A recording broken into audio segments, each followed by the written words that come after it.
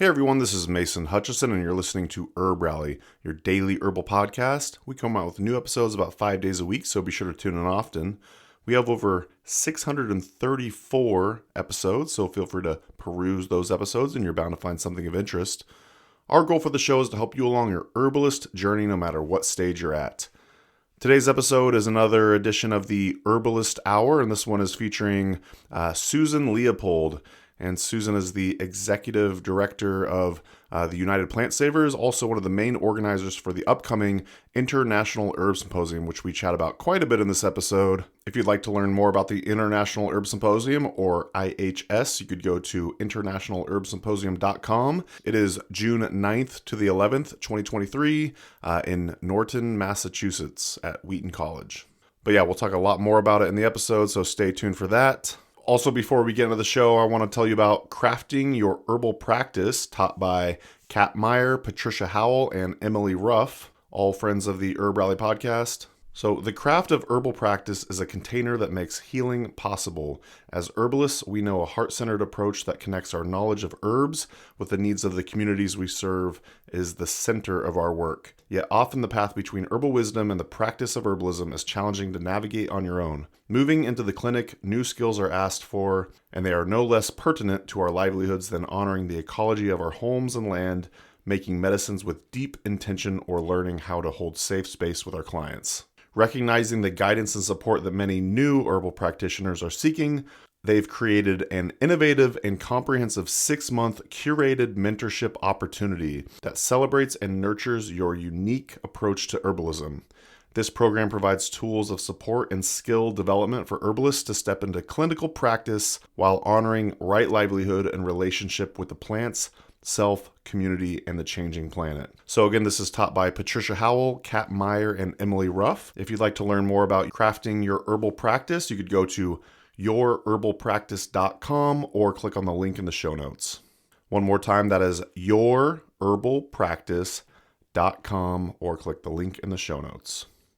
Also, before we get into the show, I want to read yet another Podcast Addict written review, and this is a 5-star review left by Misty Brown, and they say, "This podcast is wonderful and so informative. I have listened to it for a long time and always come away with something I never knew before."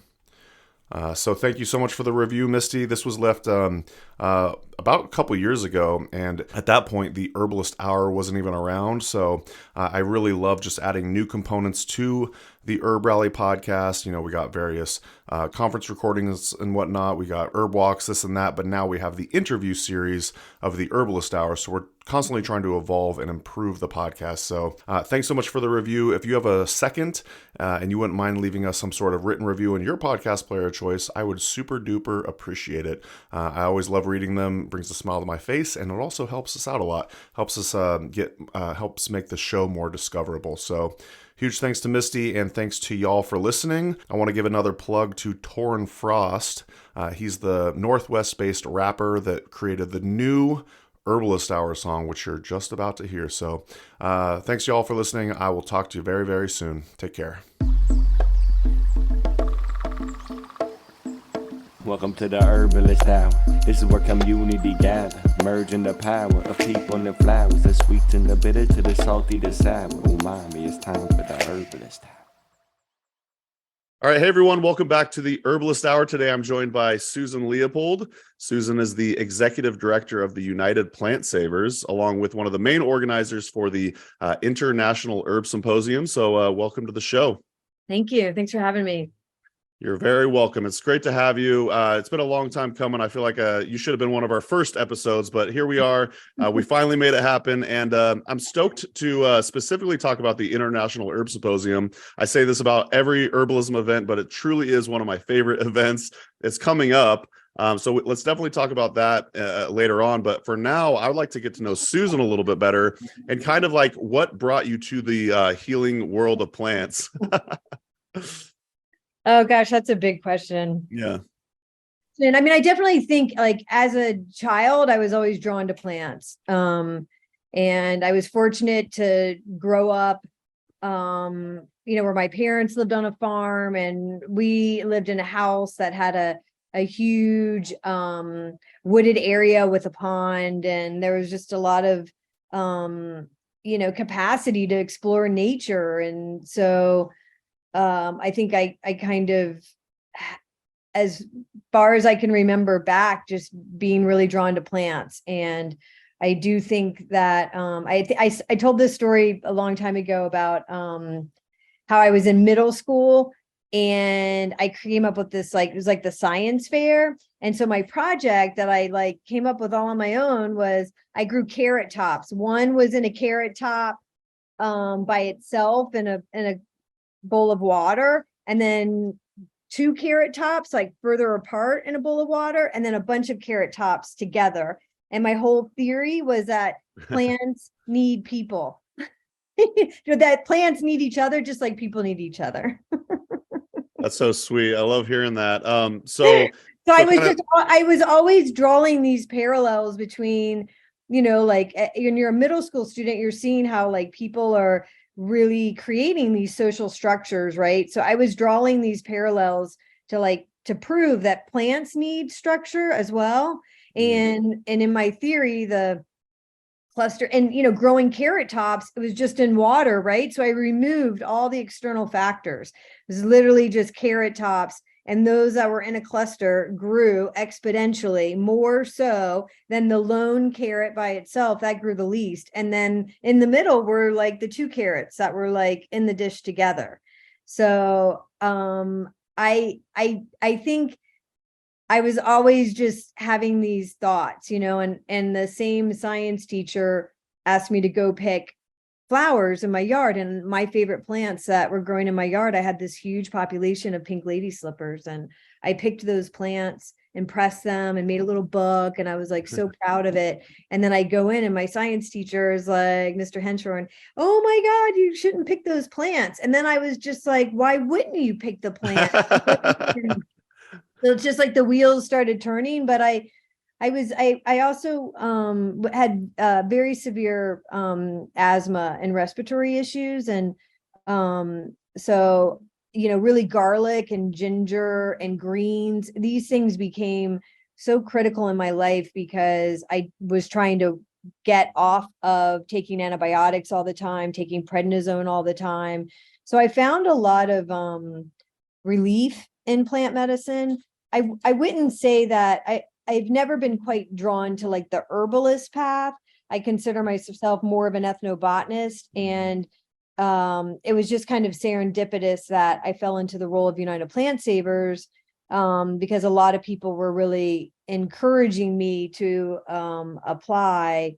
I certainly knew about United Plant Savers when it was originally started. And actually Kat Meyer and I held one of the first fundraisers for United Plant Savers at my farm. And so very early on, Rosemary, Richard Lieberman, the first executive director, Paul Strauss, the Botany Boys from Ohio. I kind of knew all these people because I did a weekend long fundraiser that Kat and I put together about a year or two after UPS was founded. But really my passion was, those relationships between people and plants. And I kind of, it was different back then, right? Like you only found out about something because you actually like wrote in that you wanted to be on a mailing list. It was like a different way things worked back then. And so, but long journey, but come full circle. And UPS had been looking for a new executive director, and a lot of people had encouraged me to apply. And so I think I bring a different perspective because a lot of the people involved in UPS and a lot of the founders of UPS were heavily rooted in the world of herbalism. And I was coming more so from a perspective of ethnobotany and deeper into like these relationships that define plants and trade, that define how we use common space, how we manage landscapes, what is our impact on the landscape from a human perspective.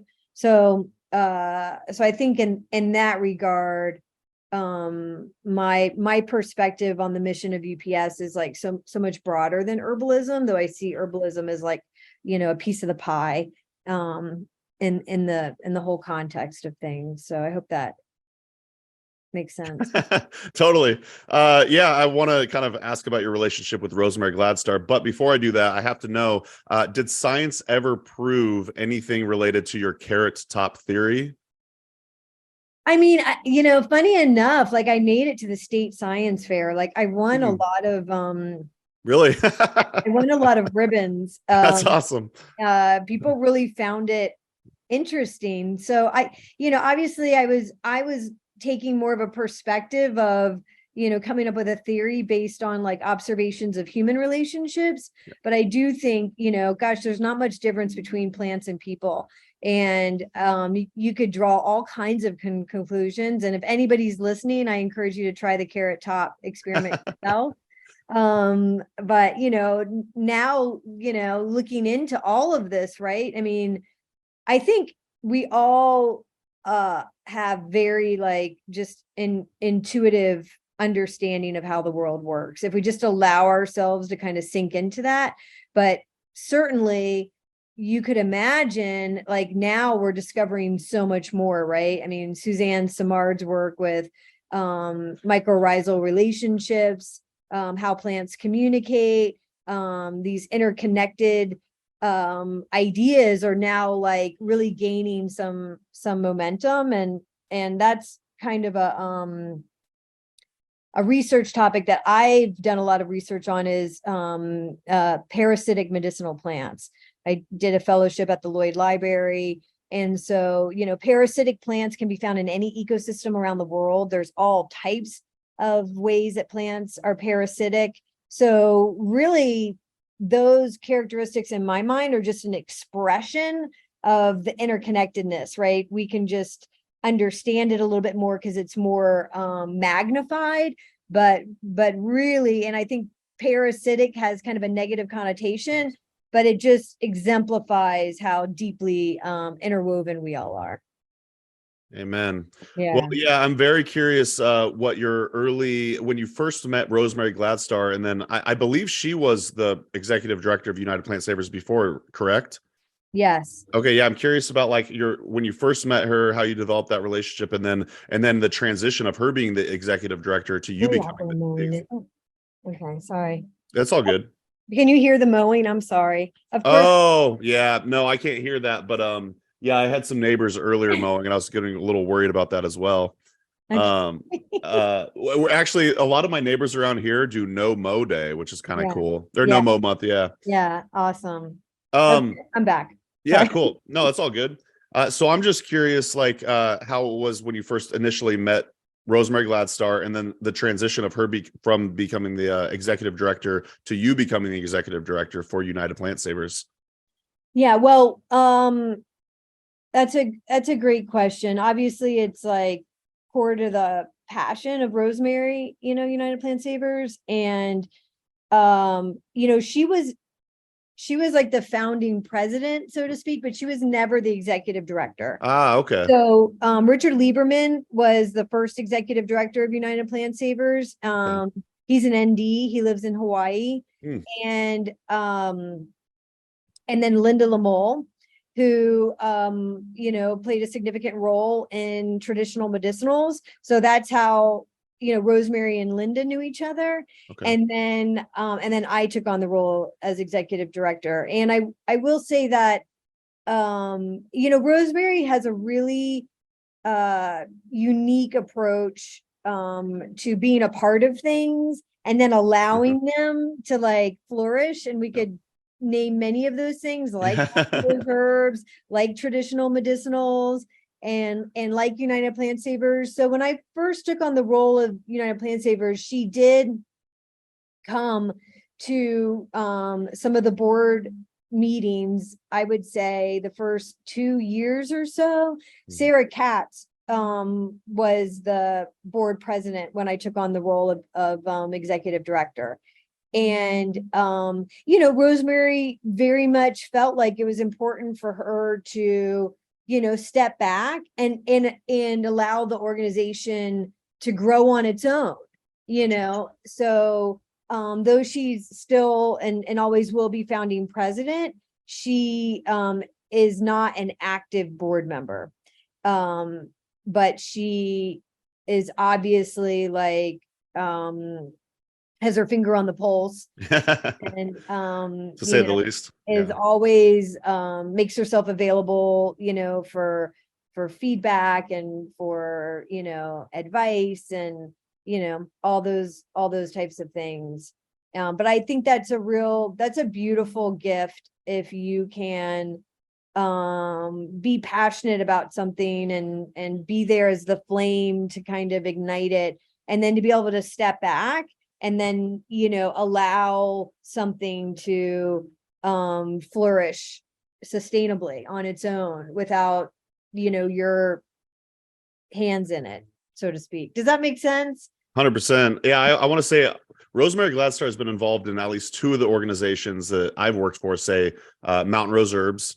She started Mountain Rose Herbs. And then also, I want to say, if I'm getting it correct, she started the Brighton Bush Herbal Conference, which I actually organized for 1 year. So yeah, it's just, she started so many things. I'm like, looking back, I'm like, did she start Herb Rally too? And I'm like, no, I think that was me, but I wouldn't be surprised. But I did want to say, I pre-call, I was telling you that we have some guest questions. And I actually emailed Rosemary, and I asked her if she would like to ask you any questions. So here's a couple questions from Rosemary. I'll just read them to you. By the way, Rosemary says she's a big fan of yours. So Susan, when it comes to plant and environmental conservation, you're one of the most passionate, driven, and focused individuals that I know. What fuels you? What keeps you going?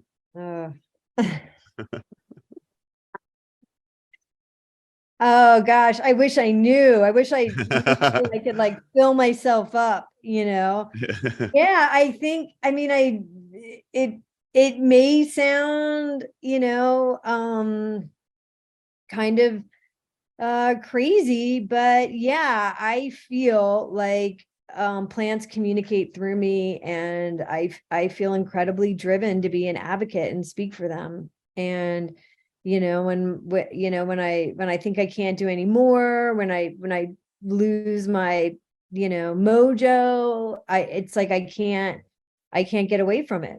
So I really feel strongly that plants are our ancestors, and that they really are the yin to our yang, so to speak. And I just, yeah, I feel incredibly driven to speak for them. And so, yeah.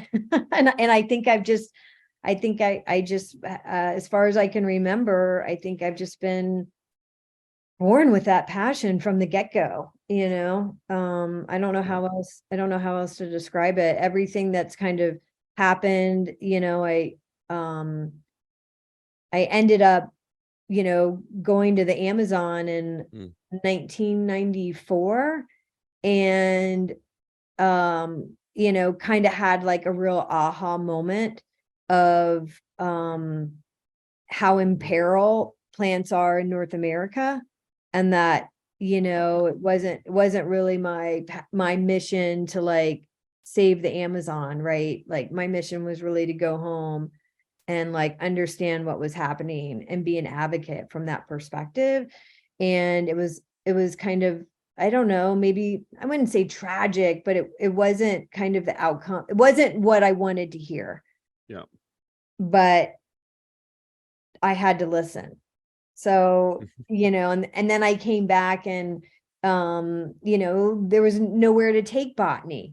There was nowhere to study native plants. I did that through the community college because that was where the local botanist Miriam Lobstein taught.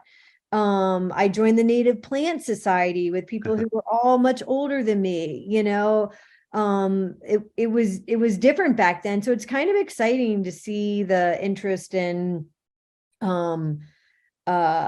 plants kind of have a resurgence, whether, of course, what I was witnessing back then was really the beginning of the organic movement. When the USDA like took on organic certification, that was huge. There was like events around the country with thousands of people speaking out what they thought about the USDA organic. And so that's what I kind of, tell people often, is that I really think that, like what, like the consciousness like started to bubble up with like what we eat. But now the next level is like the medicine. You know what I mean? Like if we care about consuming organic food, we should care about or consuming organic herbal medicine or whatever medicine we're going to take. Right. So I think that's where, we're heading towards, and the awareness is growing like exponentially every year. And then, the other big thing I say is that, herbalism is the gateway drug to activism. So that for me is like, okay, you're like, oh my God, I'm learning how to make my own herbal tea. And then you're like, wait a minute, wow, what are these plants that are in my tea? And where does this plant come from? And oh my God, what do you mean a plant is at risk?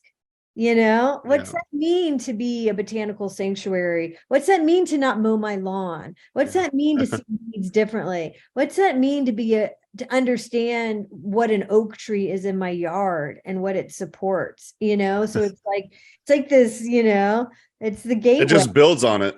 It just keeps building. It just builds. And so I can tell someone's herbal savvy by like how much are they protecting the environment? Have they gotten that far in those questions? Has it led them to that? Or are they just at like I'm gonna, be crazy about making herbal tea? It's like, it just keeps, it really is like a portal of endless like learning. It never ends. Right. And you learn this plant, and then you realize it's part of this family, and then this family plants all over the world, and I can travel and see the different variations of mugwort. It grows everywhere. It's just like these aha moments, right? And you learn something, and then it just starts appearing. So what is that? Like who's controlling who? You know what I mean? Like you think you got it all figured out, but you don't even know that like the plants are like at work behind the scenes, like navigating stuff that's just like next level, right? Kind of reminds me of my relationships with my cats. I'm like, yeah. But you said so herbalism is the gateway to activism. I love that. This wasn't one of Rosemary's questions, but I'm curious. You do work very hard. I'm curious how you deal with, say, like burnout or like replenish your stores and whatnot. Mm-hmm. Hey everyone, it's Mason. Just a quick interruption from the show to let you know about our 13 herbal freebies. If you go to herbrally.com, on the navigation bar at the top of the page, you'll see a button that says Freebies. Just click there and you'll sign up for our email newsletter. And in exchange, we're offering 13 herbal freebies. That's ebooks, webinars, videos, downloadable audio, and discounts to cool herbal companies. So if you'd like to check out these freebies as well as sign up for our email newsletter, we update you about current events, new monographs, new videos, etc. Just go to herbrally.com and click on the button at the top of the page that simply says Freebies. Okay, that's it from me. Now back to the show. Yeah, it's tough. No doubt about it. I go through major burnout. Yeah. And I can just, that's it. I'm putting in my 2 years. Totally. No, for real. I mean, it's like everybody, it's just part of it. But I, for sure, I guess when I get to those really dark places, I can, go out into the woods and like see something I've never saw before. And then I'm just like right back in it, So I don't have any secret sauce, but I will say, I'm a huge fan of Paul Strauss's ginseng, ginger, 3 fungi. It's like my ultimate favorite go-to. I travel with it all the time. And I'm definitely like a super big bath person. So I like, steam, sauna, bath. I just, I'm all about the hydrotherapy. And I can just like fill the bathtub up, soak in it and then just let it all go out the drain. And then I can start fresh. So, I mean, I wish I did yoga more. I mean, I'm like a certified yoga teacher and I've done all that. And like, I want to do that more, but man, it's so hard. I just wake up with 1,000 things and I'm just in it, And so, in retirement, I'm going to take up yoga again. But until now, I think stick to the coffee. I get it. Well, I don't know if you know this, but we were living in an RV for the past 4 months. We just got home, and that taking a bath was Amanda's first thing that she did. She attempted to take a bath in the RV, but the bathtub was like this big. So she was just like scrunched up. It was very awkward looking and pretty hilarious. But yeah, I can't agree more. After you're done taking a bath, it really does kind of just feel like you just had a day off. So that's a good way. I did want to get to Rosemary's other question. She asked two. Again, it's kind of a two-parter. So, Susan, what do you think is the most important role that United Plant Savers plays in plant conservation? Is there one or two projects that UPS is involved in that you're most excited about? Good question. Yeah, I mean, I really feel like in the bigger picture, because it's such a huge, we're a small organization with a really big mission. So I do really feel like probably the most important thing we do is we act as this vessel for people who are passionate about plant conservation. And in that capacity, we support people to become botanical sanctuaries. I feel like, that in this time of maybe feeling helpless, that plants can really, we can all feel empowered by plants. I mean, whether it's like a windowsill garden or whether it's like not mowing your lawn, it's very empowering. And people who set up their botanical sanctuaries and write these stories about why they're doing their sanctuary, what they call their sanctuary, what do they do? These are the things that, so our journal, I feel like every year it's just so packed with incredible information of these stories, right? It's got some academic stuff in it, but it's really holistic.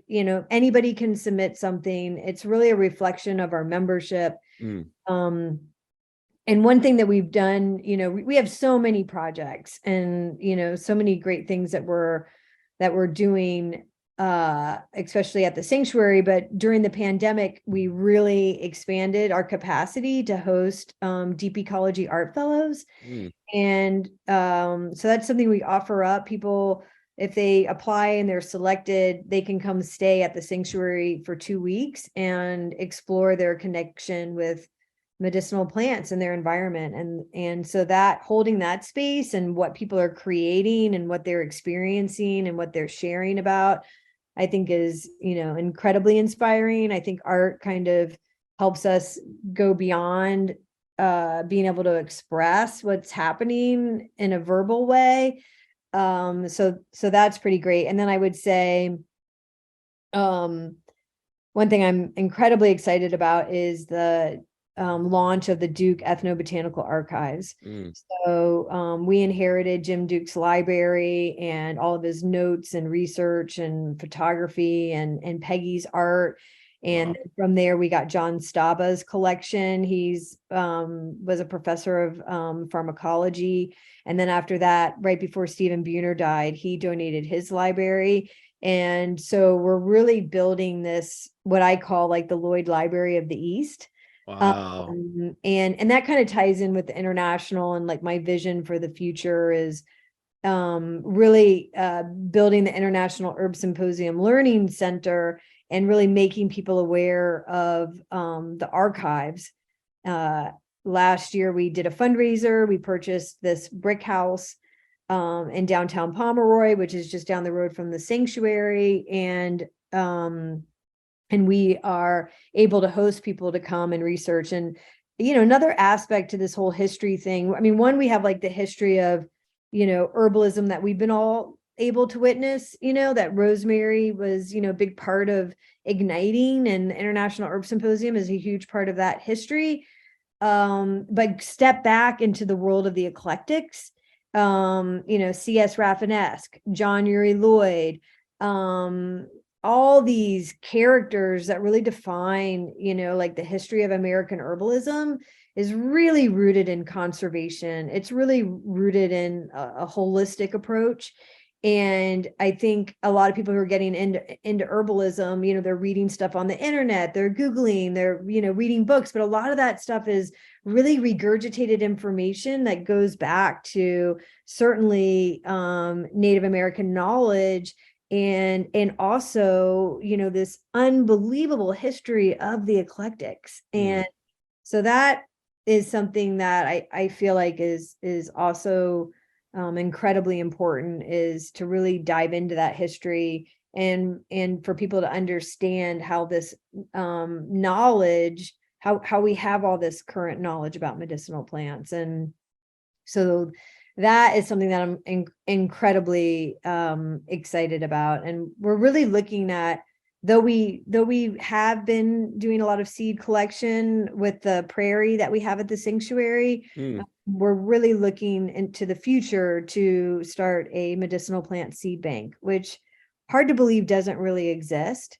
There's some really exciting things on the horizon, and we really depend on the membership to make all this stuff happen. So it's really critical that, everybody gives a little bit, but then it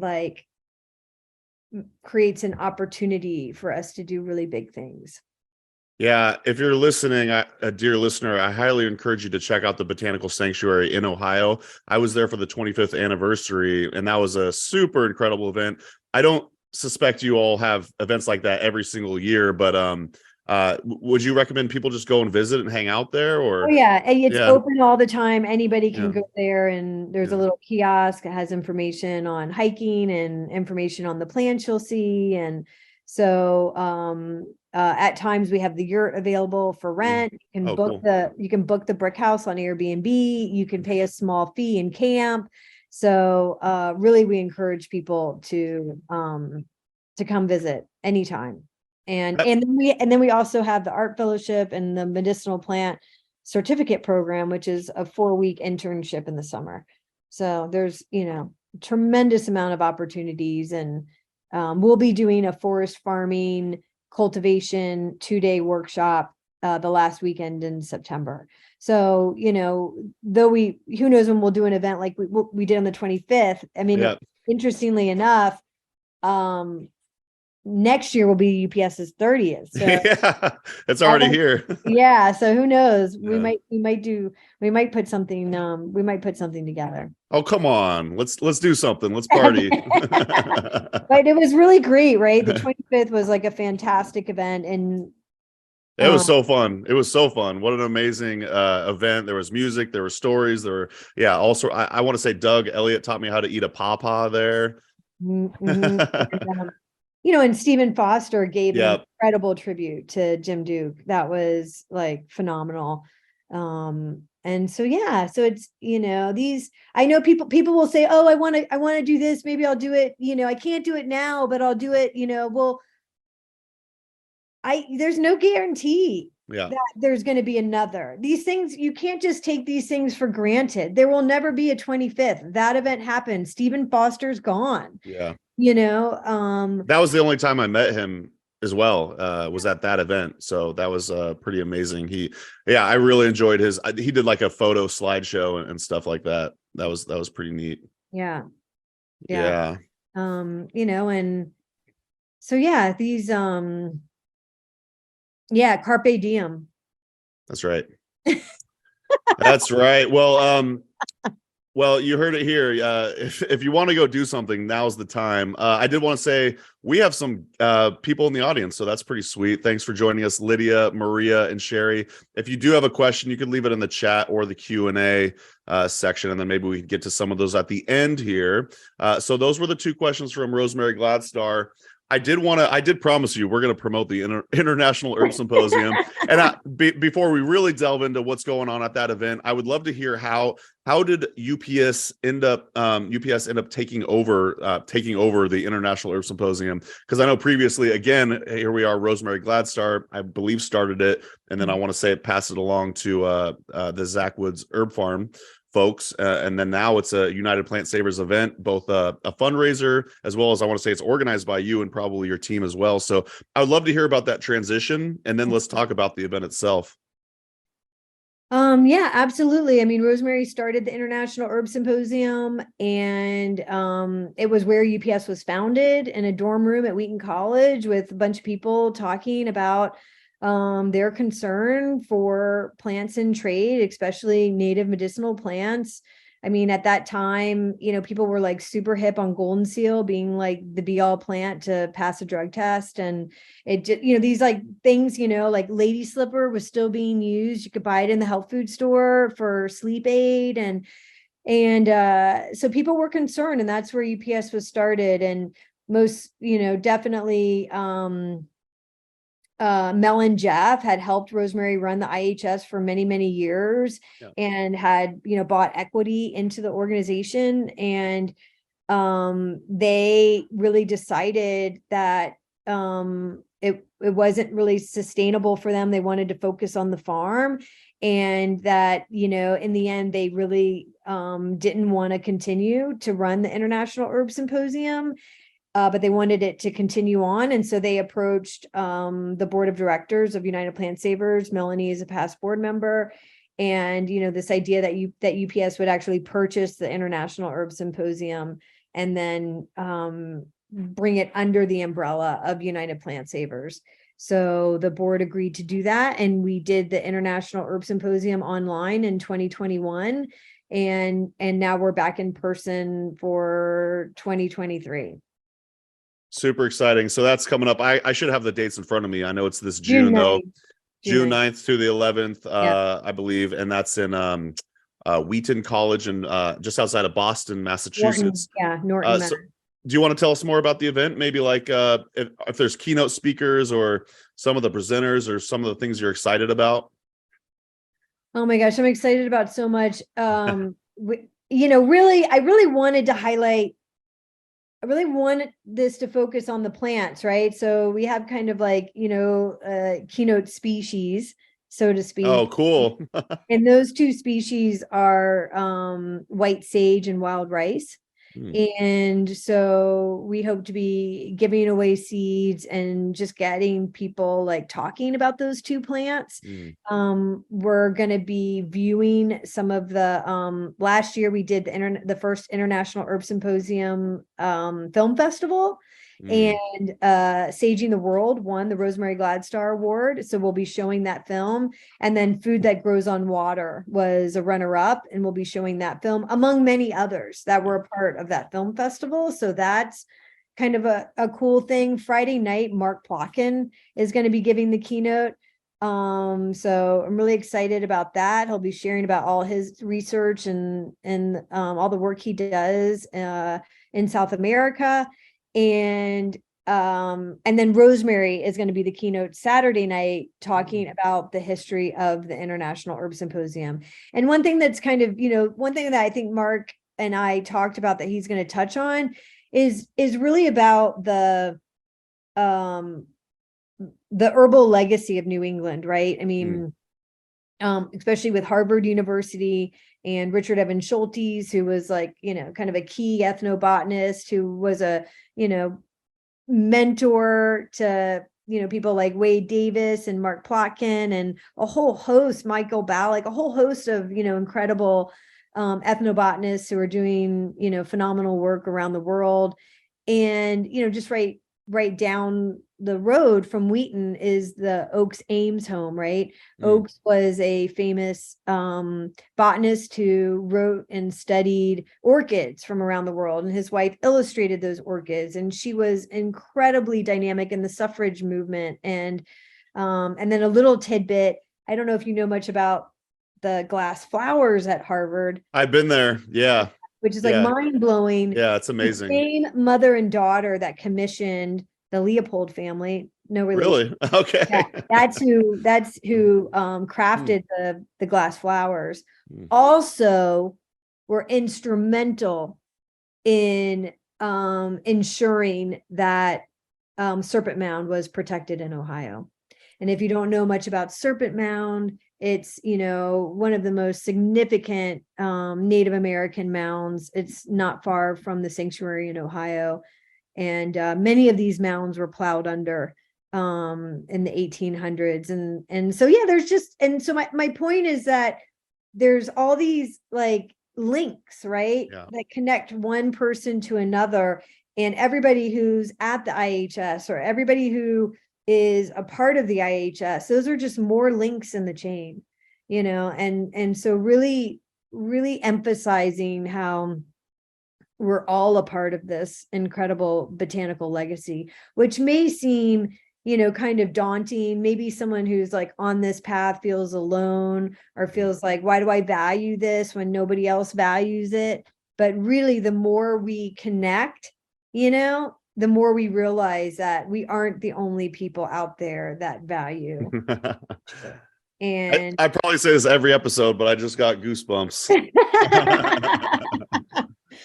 So that's what it's about. I mean, I'm more excited about, people just coming together, and finding your plant people and like feeling inspired to go out in the world and advocate for plants. And, so that's what I think is most incredible. We have, obviously a little bit difficult to like bring people from around the world like there has in the past, but Rocio is going to be there, and there's a wonderful man, Saad, who grows roses from the Indus Valley, and he'll be bringing roses and talking about the legacy of like his family and all the families generationally that have been growing roses. So I'm super excited about that. We'll be having somebody come from India who will be talking about all the work to protect plants of the Western Ghats region. So we definitely have some people coming from Jonathan Sparrow Miller will be coming from Ecuador. So we have, people traveling really far to. It's still an international event. It's still an international event, not to mention just the diversity of teachers and all the different cultural backgrounds that each of them bring. So yeah, I mean, there's just, there's just so many amazing people, and it could be the last time to really see these teachers, in person, because, I mean, things happen, right? And, but of course I'm a huge fan of Matthew Wood, so I'm so happy he's going to be there in person. Lots of classes on, medicinal mushrooms, and all capacities. I mean, there's just a little bit of everything, right? How to propagate and grow plants. And the one thing that makes Wheaton so unique is it has an incredible forest and lots of big trees. And so we've asked the maintenance people to not mow the lawn, so we have weeds growing, and at every session there's like at least 2 plant walks. So, this is really like your opportunity, not just to sit in a classroom or be on a Zoom call.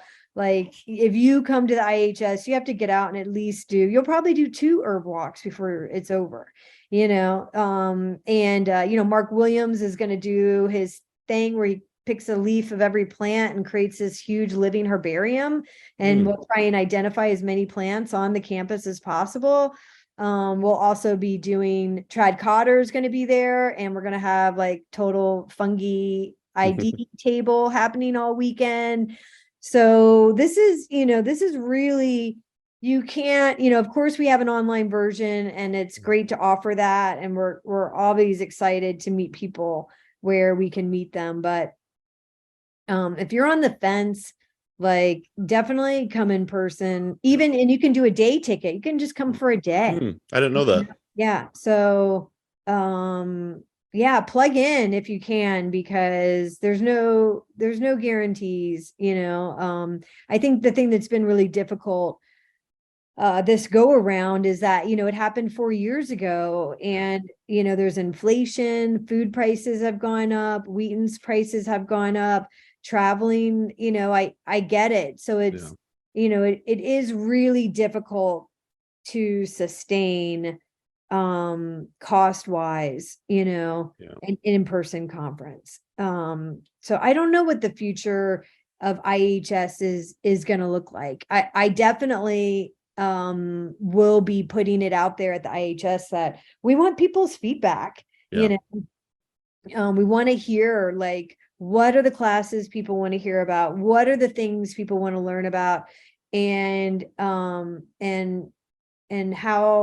can we be of service, with the future of IHS, and that's, yet to be written.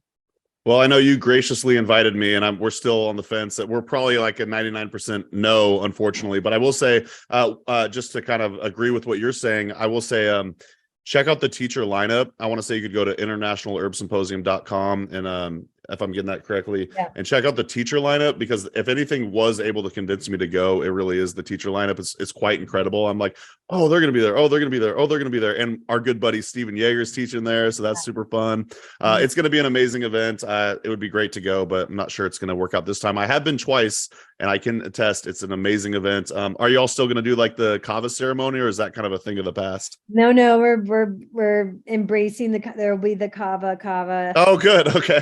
Well, that's worth going for as well. So, and we're bringing back the herbal, contest, product contest, and nice.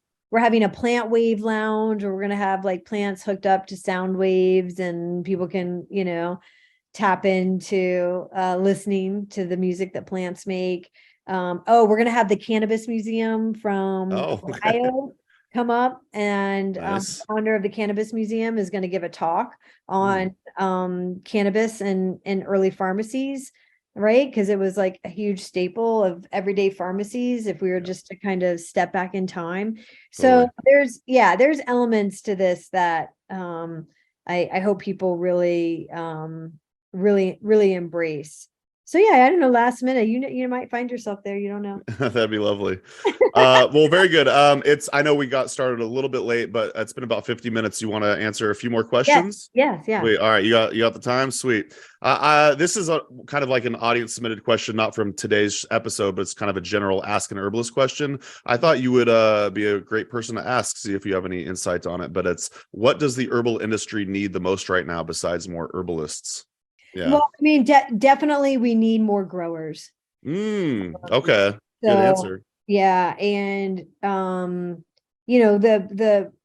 more that we can supply, herbs regionally, the better. I mean, I'm a big fan of bioregional herbalism. Usually like the plants in our environment are the plants that are going to serve us better. But most of the plants that go into all the herbal products come from out of the country. So supply chain and, just the overwhelmingness of plants traveling from India and Asia and, all these kind of things. There's a great opportunity for people to get into growing more plants. So that's seed saving and growers. That's what we need. That's a great answer. I've asked that numerous times now, and you're the first person to say that. It seems actually like the answer. I wasn't going to originally ask you this, but I'm curious. We just moved to a really old house in Appleton, Wisconsin, and our yard is 0.1 acres. Are we able to become a United Plant Savers botanical sanctuary? Anybody can be.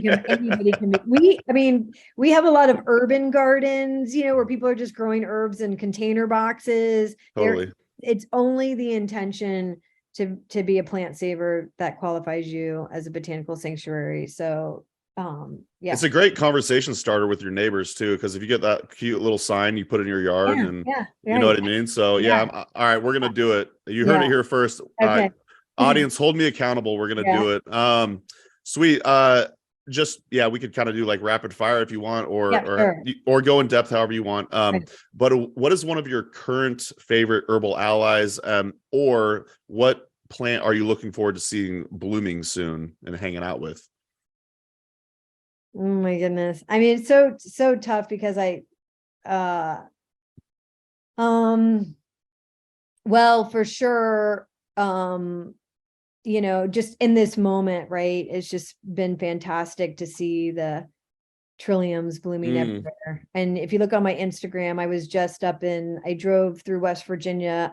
On my way back, I travel a lot from Ohio to Virginia, and I'm always finding new places. And I was up in the Monongahela, and the forest was like just covered with trilliums, and so interesting to see the different color variations within the same species. And then I was seeing carpets of pedicularis canadensis. Oh. And that like also from like, purpley white to like orangey yellow. I mean, just like the color variation. So I guess, as far as like what's blooming, I grow a lot of elderberry, so I always get excited when it's time to start harvesting the elderflowers. I love to make hydrosol with the elderflowers. It's just something that so gentle, so powerful. So whether it's, spritzing it on your face or putting it in your throat, it's a great one. And then of course, then the berries come, right? So but yeah, so many plant allies. And like I said with the lady slipper, I did a huge rescue a couple of years ago. And we rescued Seven Song was there, but we rescued a bunch of yellow lady slipper.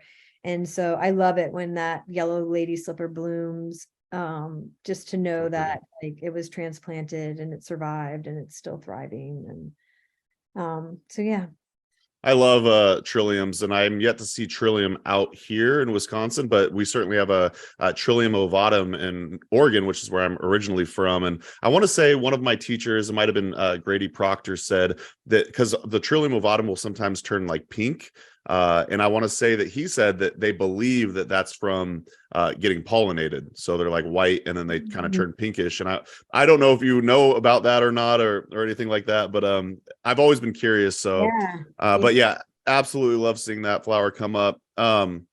This is a fun question. I kind of want to start asking people, what are some of your hobbies besides working with plants? That's a great question. I mean, I was, I really love tree climbing, and I did a big trip to Indonesia and climbed some trees that were 200-300 feet tall. Wrote a great article in the journal about it. So I love tree climbing, and I guess I'm a pretty big bibliophile. So I love collecting books. I worked for Mrs. Mel in the Oak Spring Garden Library, so I love rare books, the history of books, binding, printing. And lately I've just been obsessing over Etadofa, which was the book written by John Uri Lloyd. It recently, I mean, I've read it, but it's recently become a book on tape, so when I'm driving. Oh, cool.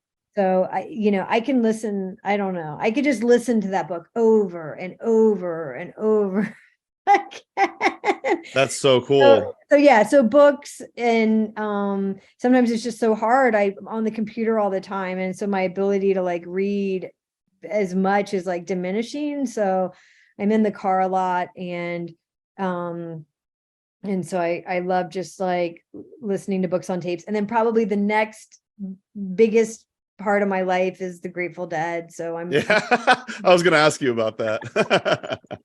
I'm a diehard Deadhead and a super big Fish fan. And just music in general. I mean, just the whole, like a lot of the history of the Grateful Dead is like tied to, the music of Appalachia. And, Jerry back in the day went through Cumberland and all these places, and he started off a banjo picker, and, Yorma is like Fur Peace Ranch is just right down the road from United Plant Savers. And so when I'm, I'm a junkie for live Circles Around the Sun is pretty much my my most like favorite current band. And so I could go. I just saw the Kitchen Dwellers they're definitely awesome. But yeah, so I guess I'm just a Jerry girl. Yeah. Well, it's funny that two of your activities involve plants, climbing trees and listening to books about plants. uh, Fun fact, when I first started the Herb Rally podcast, one of my ideas was to narrate some of like, say, John Uri Lloyd's books, because I believe they're public domain, and I thought that'd be super cool, and I never knew that was an audiobook, but it just became one. The guy just did it in 2023. oh, so someone beat me you to it. can do it. You can, yeah. You should have done it, Mason. Yeah, maybe I'll still do it. Yeah. No, but you could, he wrote so many books. Yeah, right. Exactly. I could just do a different one. You just do a different one. Yeah. I've narrated one of his monographs. I want to say the Damiana monograph, but all the monographs, forget about it. How awesome would that be? Yeah, well, all right. Okay. I'm going to get on that too then. Yeah. I mean, the book we just published, and you can get it for free as a download on United website, is the Forest Farmer's Handbook. Okay. And in the handbook, I quote this, whole piece from John Uri Lloyd, who was like, I'm going to paraphrase it, but he was like, if we're passionate enough to save like the buffalo, and these other iconic species, why can't we be just as passionate to save the golden seal? Amen. I mean, everything he did was just so profound. So we republished, we got permission from the Lloyd Library to republish his own collection of gathering work on golden seal growers in the 1900s. So there's a little piece of Lloyd, and I'm just dropping it all over. So yeah, what a legacy, and not just him, but the whole like community of those that surrounded John Uri Lloyd, and gosh, so many nuggets. Yeah. So yeah, I encourage you to do that. I will. I'm going to. Yeah. You just reminded me. I was like, oh shit, that's right. That was one of my ideas to do that. All right. Well, shifting gears, we only have a couple more questions. I did want to ask you about your Grateful Dead, fandom. And my favorite song is not even a Grateful Dead song. It's a Jerry Garcia band song, and it's called "Don't Let Go." Do you know that one? Me and Steven will like get together and we'll belt it out, and it's super fun. I'm just curious if you, just for funsies, if you have like a favorite song or one of your favorites. Eyes of the World. Eyes of the World. All right, cool. I'll check that out. I am not a Deadhead. I appreciate it, and I Steven's enthusiasm is infectious, and I definitely enjoy it. But that Don't Let Go is my jam. So I'll check out Eyes of the World for sure. So a couple more questions. One is from our mutual friend Jennifer Garrity. Who is she's with Herb Farm, at least last I checked. So I'm going to play a video question for you, and I'm going to see if I could even figure this out. We're going to do a screen share here. Actually, do you mind? We got an audience question. I'll save Jennifer's question for last. Okay. Cool. So Sherry asks, I am a member of UPS and Herb Rally. Thank you. And got a root of golden seal last spring. I was so excited when it came up. I was so excited when it came up this spring, growing under my giant magnolia tree. I want to grow more. How do I get more to expand in an area where it seems to happily grow? That's a great question. One really cool thing you can do is you can actually dig up in the fall your golden seal root, and you can snip the root hairs and replant them, and those root hairs will become new plants.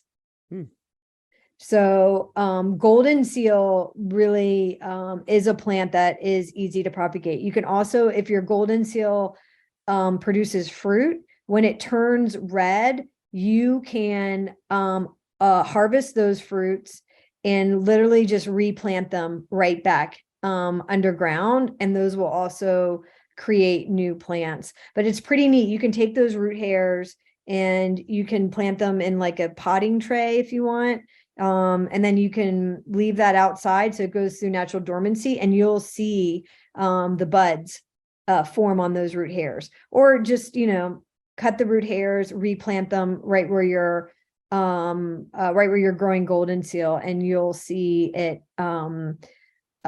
create new plants. I mean, you can also break the root as well, but I think just as good, leave that mother root and trim those hairs and replant them.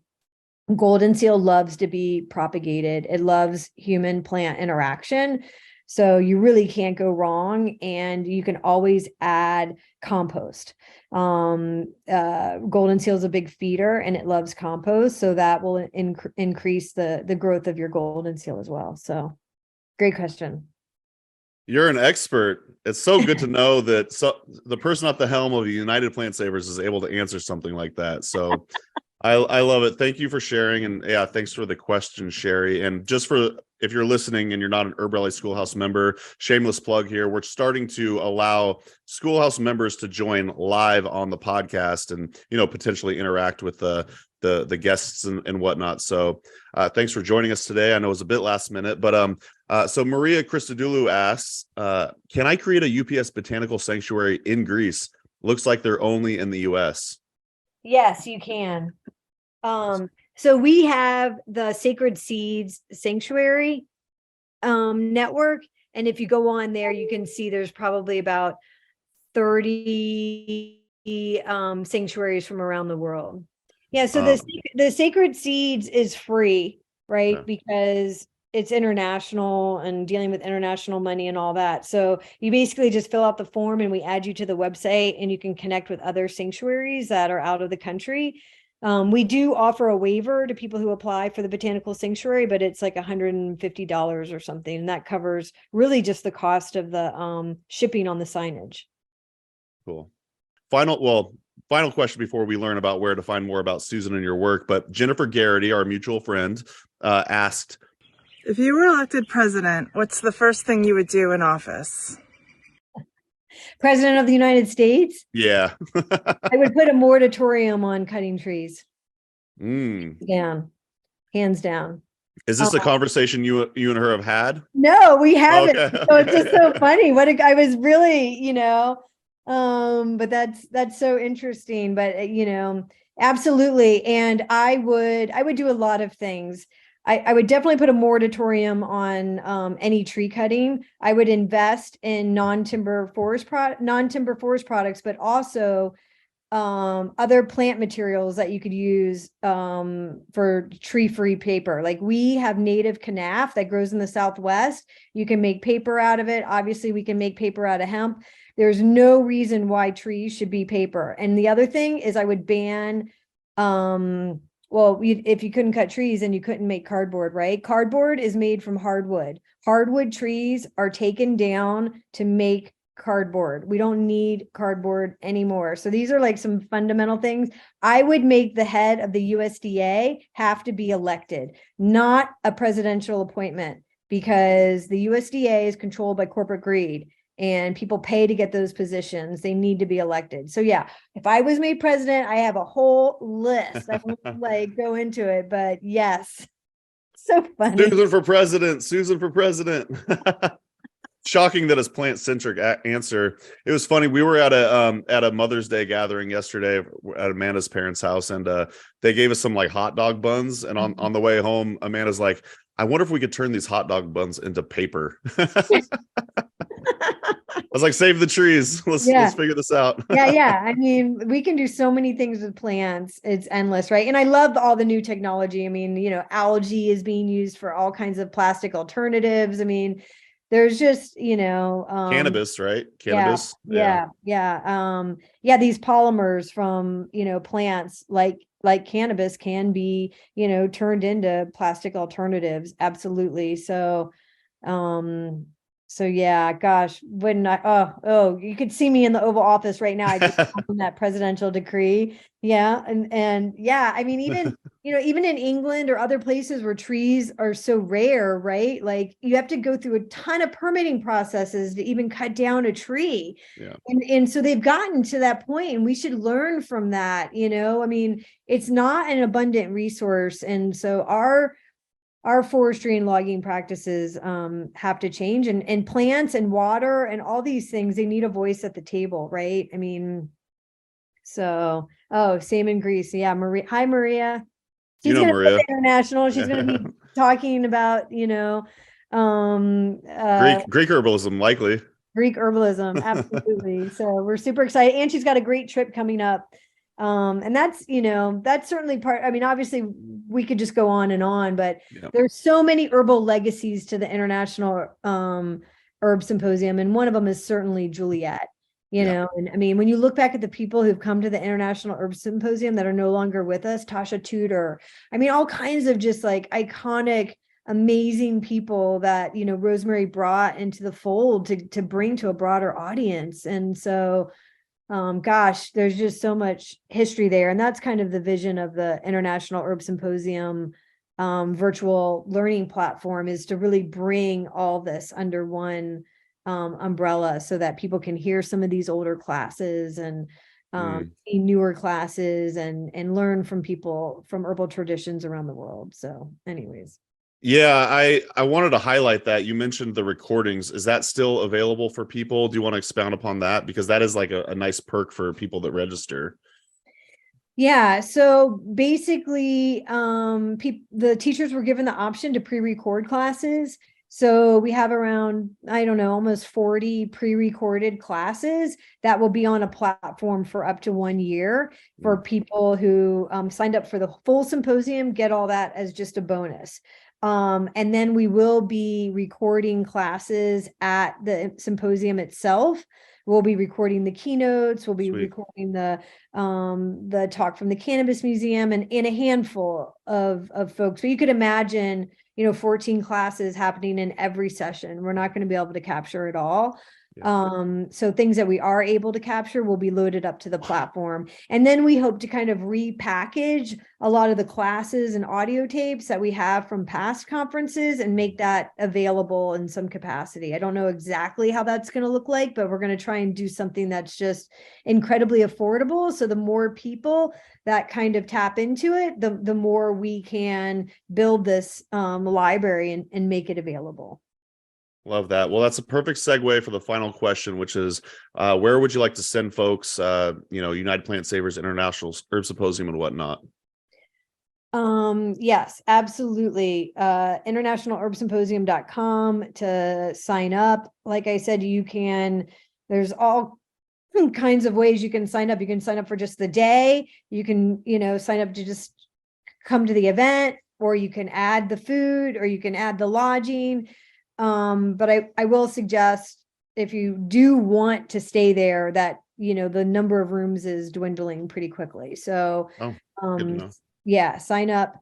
And, and like I said, you can just come for the day, and you can just, very critical. The online program is $150, very affordable. After June 1st, it's going to be $250. Okay. So big incentive to, sign up and get your online ticket or in-person or day ticket as soon as possible. Well, Susan, thank you so much for taking over an hour with us. Your time is very valuable, and we really appreciate you answering all of our questions, and it was a lot of fun getting to know you a little bit better. So thanks for joining us on the Herbalist Hour. Yeah, and thanks to all the participants who signed on. Very nice to meet y'all. Yeah, well, I know at least say hi to me. Come up, say hi to me at the IHS. Exactly. A couple of them will be at the International Herb Symposium. So hopefully we can make it as well. But yeah, internationalherbsymposium.com. Please go get your tickets. You're supporting a great nonprofit organization in United Plant Savers, and it's just going to be a ton of fun. Herbalism events is where I really got my start, and it's the best way to interact with a bunch of other plant nerds. I feel like that's where we first met. Oh, it's very actually, yes, you're 100% correct on that. Yeah, you and Aaron, remember? Yeah, probably 2012, I would guess, something, or maybe 2014, something like that. Yeah. But yeah, totally. Yeah, it's where a lot of relationships are made, and it's a beautiful campus, beautiful event. So thanks again, Susan, for taking the time, and we'll see you in the next episode of the Herbalist Hour. Take care. Bye. Bye. And that's going to do it for today's episode. Thanks so much for listening to the Herb Rally podcast. If you'd like to hear more from us here at Herb Rally, we now have a text message community, believe it or not. Basically, it's just updates from us. We send about 1 to 7 texts per week, notifying you about new events, videos, courses, podcasts. You get the idea. It's pretty much like our email newsletter, just in text form. So if you'd like to receive text messages from Herb Rally, just text JOIN, that's JOIN, to the number 541-256-2895. Again, that's JOIN to number 541-256-2895.